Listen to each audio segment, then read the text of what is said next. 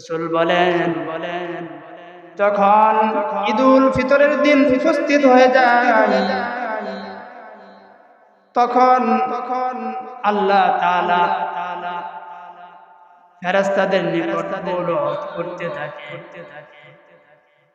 ফেরেশতাদের নিকট গৌরব করতে থাকে। কারণ আল্লাহ তাআলা তার সবচেয়ে মহব্বতের জিনিস মানুষ। এই মানুষকে আল্লাহ তাআলা অত্যন্ত মহব্বত করে পয়দা করেছেন, মহব্বত করে সৃষ্টি করেছেন। আল্লাহ তাআলা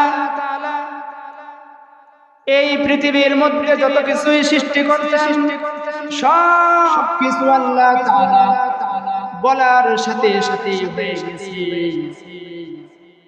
আল্লাহ তাআলা বলছেন হয়ে যাও, সাথে সাথে ফায়াকুন হয়ে গেছে। কিন্তু আল্লাহ তাআলা আপনাকে আমাকে বানাইছেন আদর করে, যত্ন করে।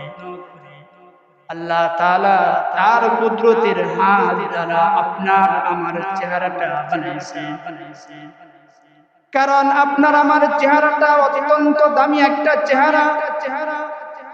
কারণ আল্লাহ তাআলা আপনার আমার চেহারাটা এই জন্যই আদর করে নিজ কুদরতের হাত দ্বারা বানাইছেন। কারণ বান্দা বান্দি এই কুদরতি চেহারা দিয়ে মহান আল্লাহ তাআলার কুদরতি পায়ে সিজদা করবে।